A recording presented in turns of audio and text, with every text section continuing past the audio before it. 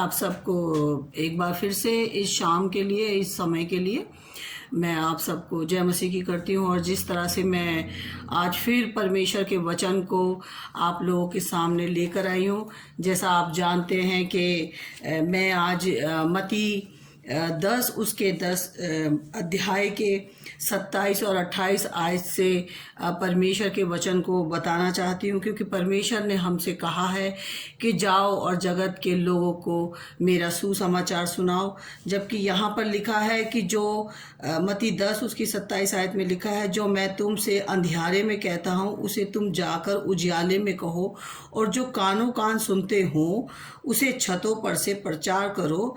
जो शरीर को घात करते हैं पर आत्मा को नहीं कर सकते, उनसे मत डरना, पर उसी से डरो जो आत्मा और शरीर दोनों को नरक में नष्ट कर सकता है।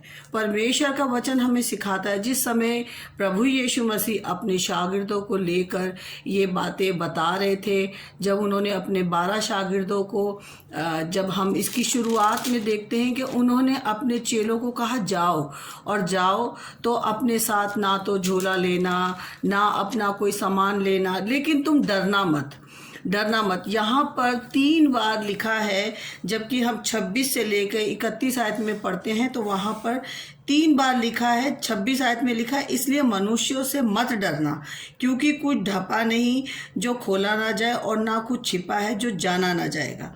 इसी तरह लिखा है 28वीं आयत में, उनसे मत डरना, पर उसी से डरो जो आत्मा और शरीर दोनों को नरक में नष्ट कर सकता है। फिर उसके बाद लिखा है, इसलिए डरो नहीं, तुम बहुत गौरैयों से बढ़कर हो।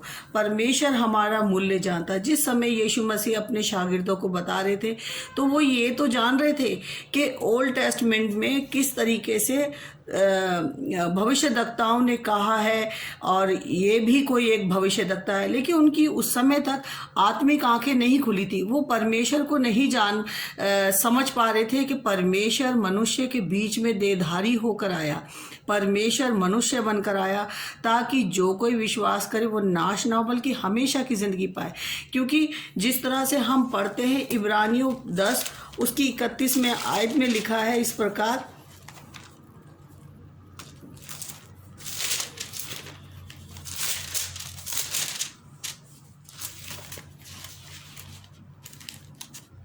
जीवते परमेश्वर के हाथों में पड़ना भयानक बात है।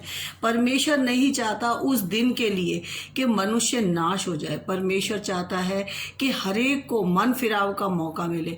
आज परमेश्वर ने अपनी सही शिक्षा के द्वारा जो हमारे हाथों में है, परमेश्वर का वचन जो बता रहा है कि ए बोझ से दबे और थके मांदो, मेरे पास आओ, मैं तुम्हें विश्राम दूंगा। परमेश्वर हरेक मनुष्य को बुला रहा है, क्योंकि इस समय मनुष्य डरा हुआ है। कई लोग तो इस समय बीमारी के कारण डरे हुए, कई लोग अपने परिवार में घटनाओं के द्वारा डरे हुए हैं, कई लोग अपने परिवारों में मौत के कारण डरे हुए हैं। लेकिन परमेश्वर कह रहा है, तुम इन सब चीज़ों से मत डरो, क्योंकि मैं तुम्हारे को जानता हूँ। क्योंकि तुम्हारा मूल्य जो है, लिखा है, क्या पैसे में 2 गौरैयाँ नहीं बिकती, तो भी तुम्हारे पिता की इच्छा के बिना इसमें से एक भी भूमि पर नहीं गिर सकती। परमेश्वर हमारा मूल्य जानता है, क्योंकि उसने हमें अपने स्वरूप रचा है। उसने हमें इसलिए बनाया ताकि हम उसके साथ संगति कर सके। प्रभु यीशु मसीह इसलिए आए ताकि मनुष्य जाने कि परमेश्वर मनुष्य से कितना प्यार करता है। जो भी भाई बहन इस समय इस वचन को सुन रहे हैं या बाइबल को पढ़ते हैं, नया नियम मत्ती के अंदर 10वें अध्याय से मैं पढ़ रही हूँ, और जिन्होंने अभी तक नहीं जाना है वो जान लें, क्योंकि परमेश्वर हर एक इंसान से प्यार करता है। परमेश्वर नहीं चाहता कि कोई भी नरक की आग में जाए, क्योंकि उसने हमें बनाया है खाली सिर्फ शरीर ही नहीं, बल्कि वो आत्मा के लिए भी और शरीर के लिए भी। जिस तरह से यीशु मसीह को एक नया शरीर मिला, एक नई देह मिली, उसी तरह हमें भी मिलेगी। यूहन्ना में लिखा है कि तुम घबरा मत जाना, तुम्हारा मन व्याकुल ना हो, मैं जाता हूँ और तुम्हारे लिए जगह तैयार करता हूँ, ताकि फिर तुम्हें लेकर जाऊँ। और प्रभु यीशु मसीह आएंगे एक दिन, हर एक आंख देखेगी, हर घुटना टिकेगा, हर एक जुबान अंगीकार करेगी कि यीशु ही प्रभु है, किसी और के द्वारा उद्धार नहीं। प्रेरितों के काम 4:12 में लिखा है, किसी और के द्वारा उद्धार नहीं, सिर्फ एक नाम दिया है और वो है प्रभु यीशु मसीह नासरी, जो हमारे गुनाहों के लिए मारा गया, गाड़ा गया और तीसरे दिन मुर्दों में से जी उठा।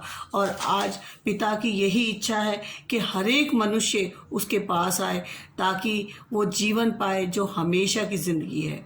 सब भाई बहनों को मेरी तरफ से जय मसीह।